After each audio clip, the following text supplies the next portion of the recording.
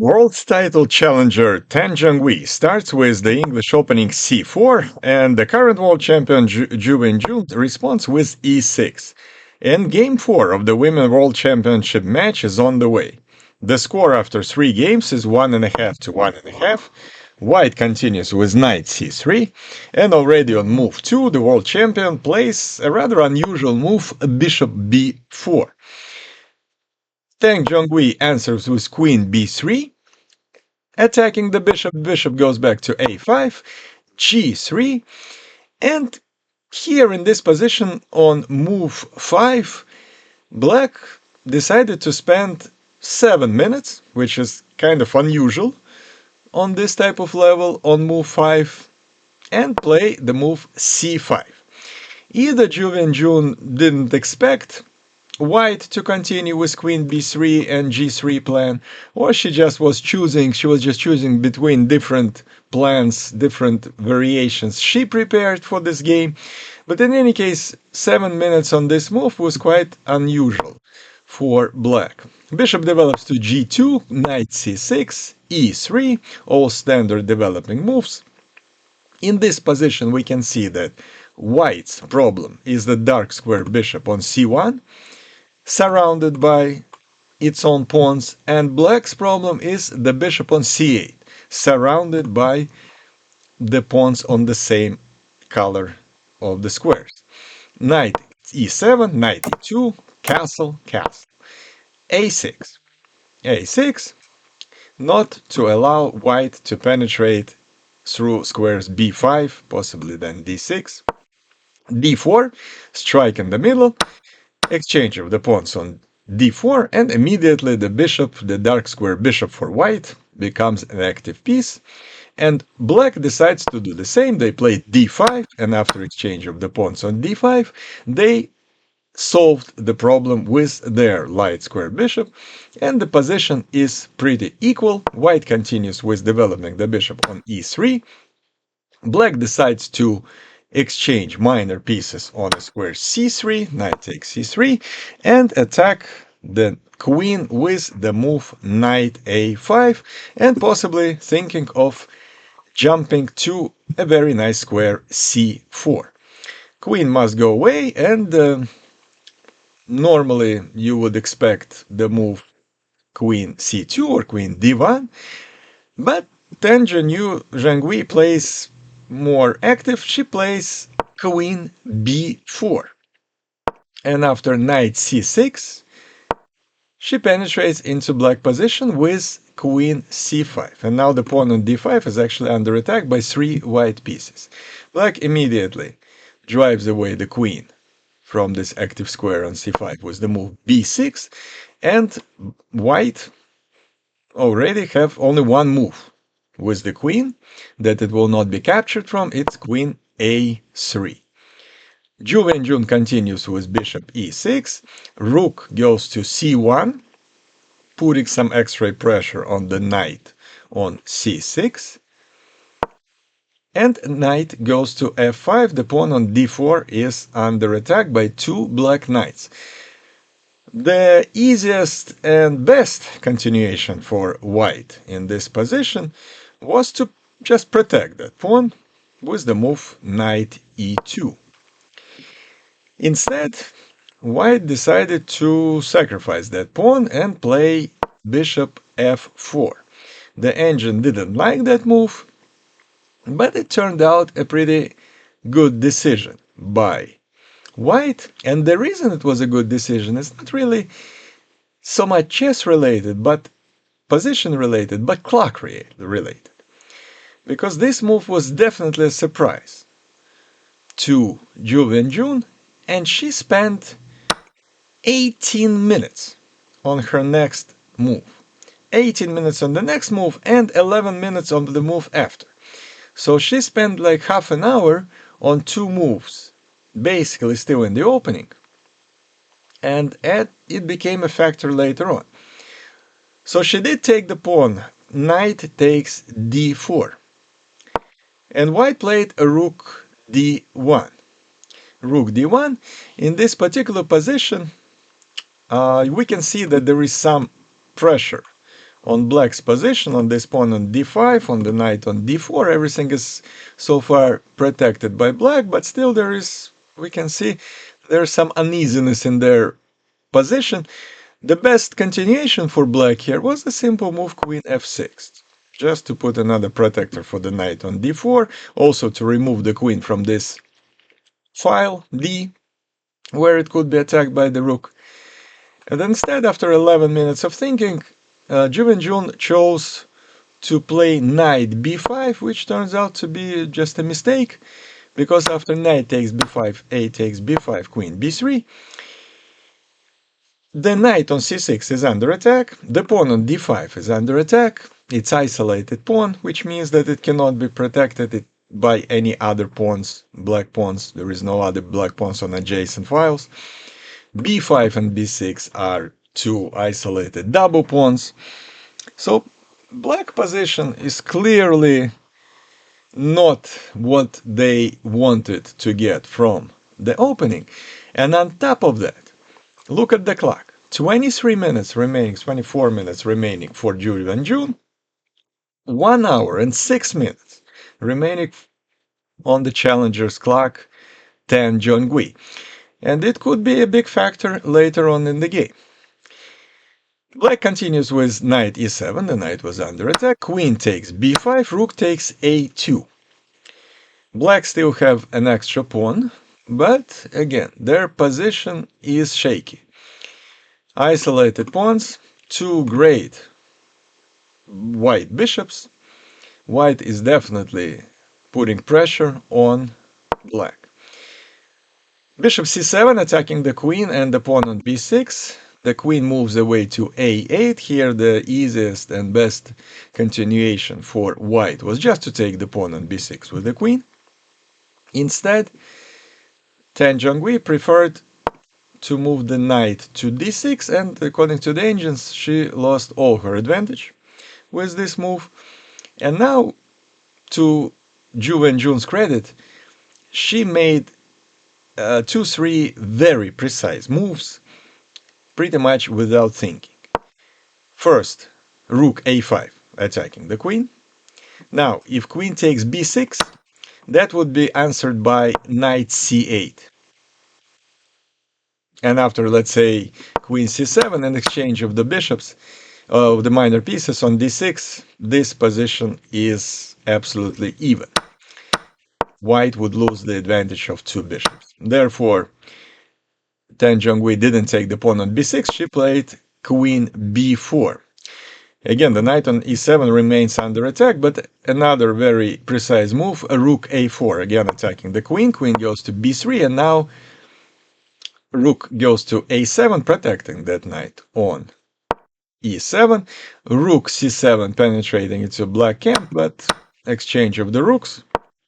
Queen c6, and queen takes b6. Now, exchange of the queens wasn't good for black in this position because white would have a clear advantage with two bishops and a passing pawn b, which is much more dangerous than a passing pawn d for black.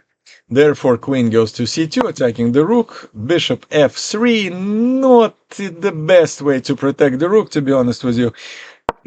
I think normally you would just prefer to move the rook away to e1 or a1.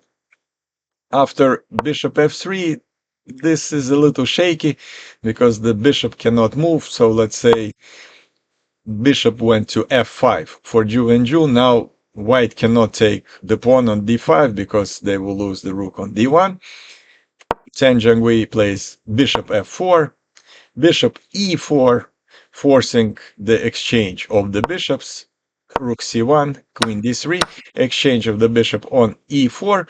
We have a position where white has a passing pawn b, black has a passing pawn d, and white has a more active bishop, which is in open positions, is better than the knight. But this is all nuances and very difficult to convert for white, although they have a very, very slight advantage here. Now Tan Zhonghui plays a very precise move, queen e3, forcing the exchange of the queens. Because if the queens moves away, then the knight on e7 would be hanging loose. So the queen exchange is forced. Queen takes e3 and bishop takes e3. And this position is looking already more dangerous for black. They're under a lot of pressure here because, again, the bishop is very, very powerful in those type of positions, and b pawn b would be going forward. Black have to be very careful. f6, rook infiltrates into black territory with a rook c7, knight jumps to f5. Obviously, white do not want to exchange that knight's bishop.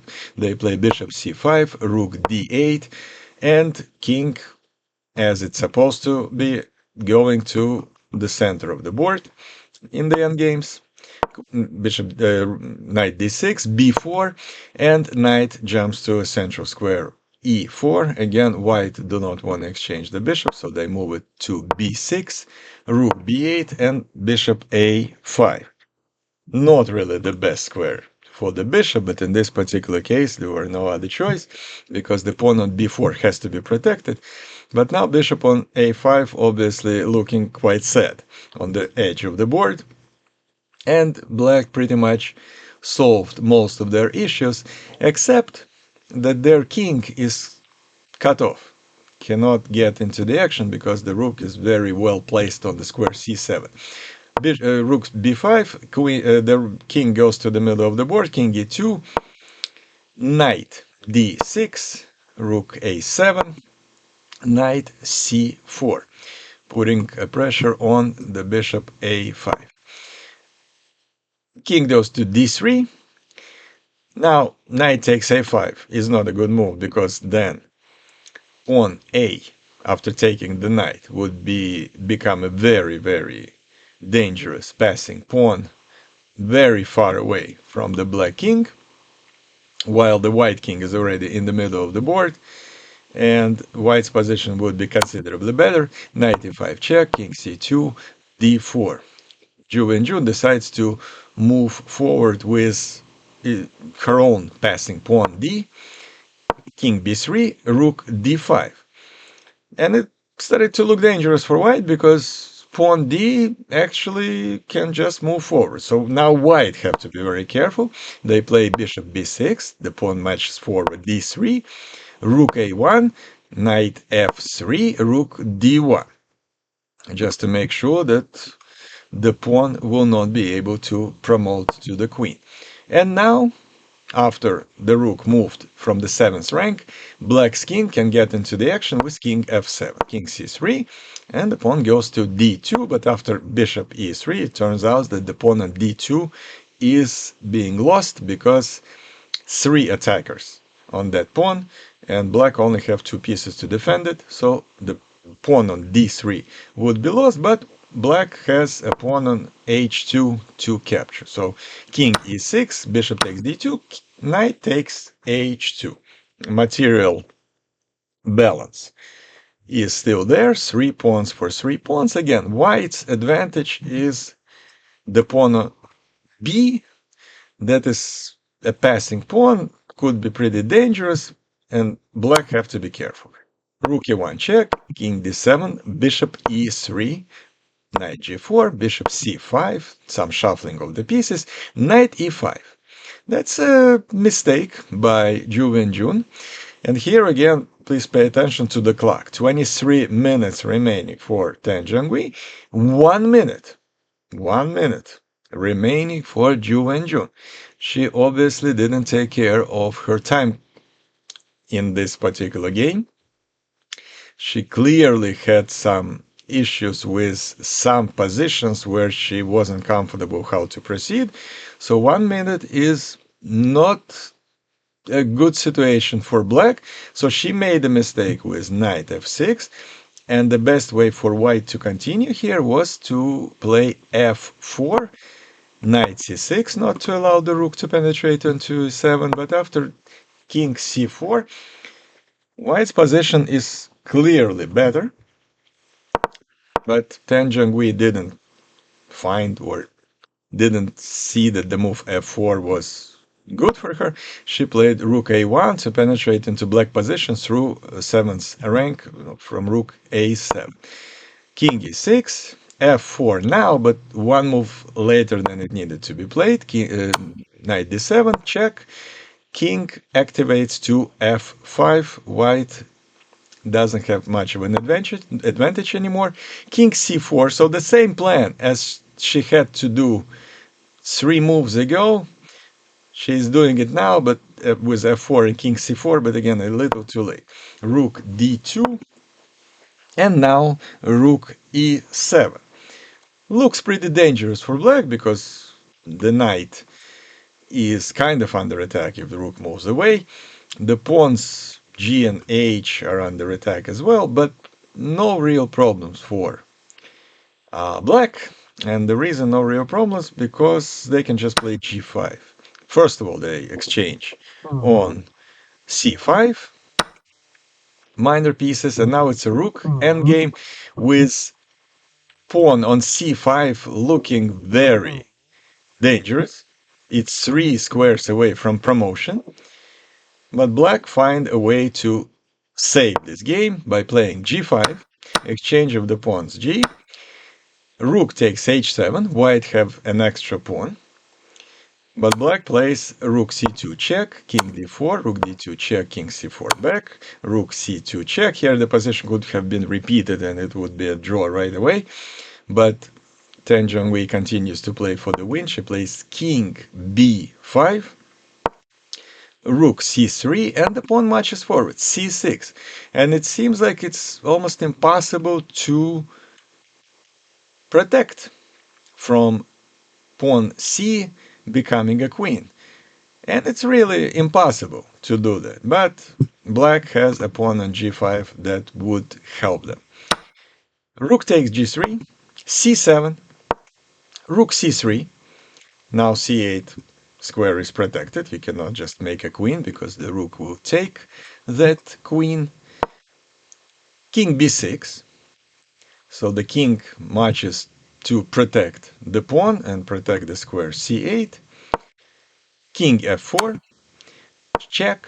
King e4. Rook g7. King goes back to protect the pawn on g5.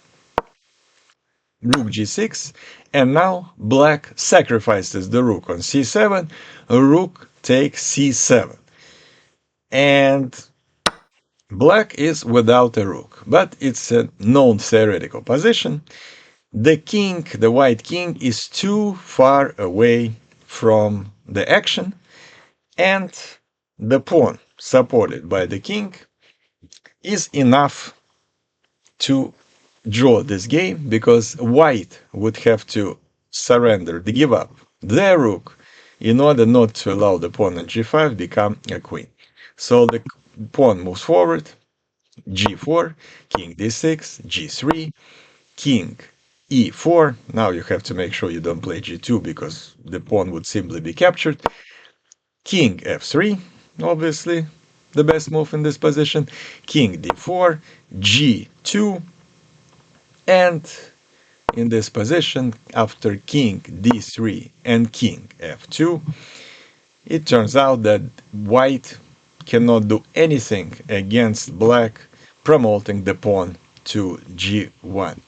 They can check, of course, and that's what Tan Zhongwei did. Rook f6, king goes to e1, and now g1 again is the threat.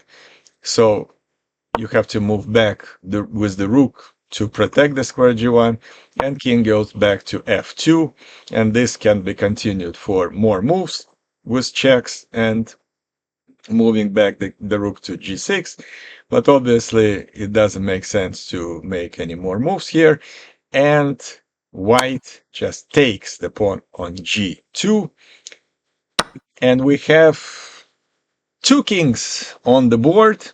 The game ends in a draw, the old style, old school way, with playing till both kings are on the board and no other pieces. So no artificial draws or anything. It was a real battle, real great game. And now the match is tied 2-2.